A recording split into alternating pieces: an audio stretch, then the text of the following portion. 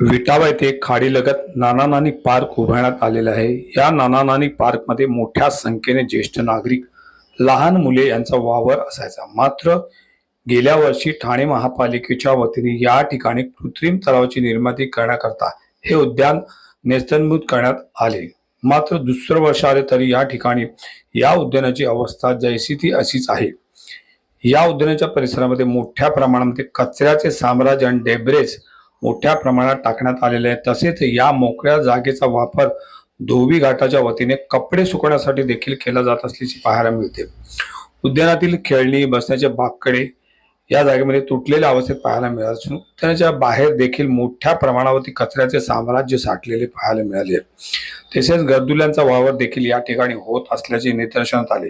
Smart सिटीच्या नावाखाली मोठ्या प्रमाणात ठाणे शहराचा विकास झपाट्याने होतो। मात्र प्रभाग क्रमांक 24 मध्ये या ठिकाणी नागरिक हक्कांच्या उद्यानासाठी वंचित असल्याचे पाहायला मिळत आहे।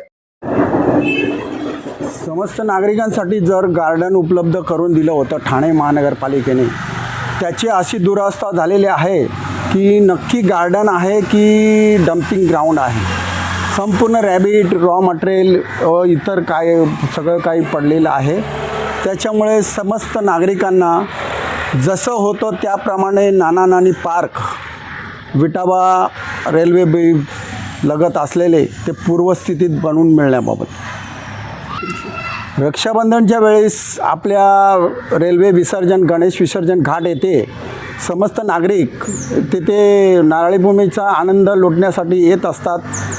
विटावा गावदेवी मंदिराच्या इथनं जेव्हा नारळ पौर्णिमेचा नारळ घेऊन निघतात तेव्हा आपल्या गणेश विसर्जन घाटचे ते विसर्जित केला जातो। समस्त नागरिक वाजत गाजत येत असतात आणि समस्त नागरिकांना एकदम विसावासाठी नाना नानी पार्क उपलब्ध असताना ते त्यामध्ये विसावा घेऊ शकत नाही। नाना नानी पार्क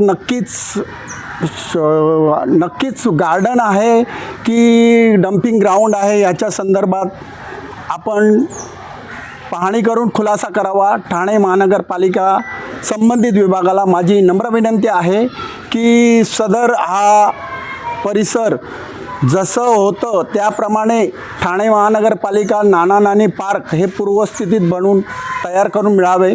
आलेल्या लोकप्रतिनिधींनी चांगल्यापैकी आपल्या कळवा प्रभाग क्रमांक 24 विटावा विभागाकडे गार्डन नसल्यामुळे गार्डनकडे लक्ष केंद्रित करावे आणि चांगलं सुसज्ज असं गार्डन लहान मुलांसाठी काही त्यात साधने आणि लोकांना बैठक आसन व्यवस्था पूर्ववत नवीन पद्धतीने टेक्नॉलॉजी पद्धतीने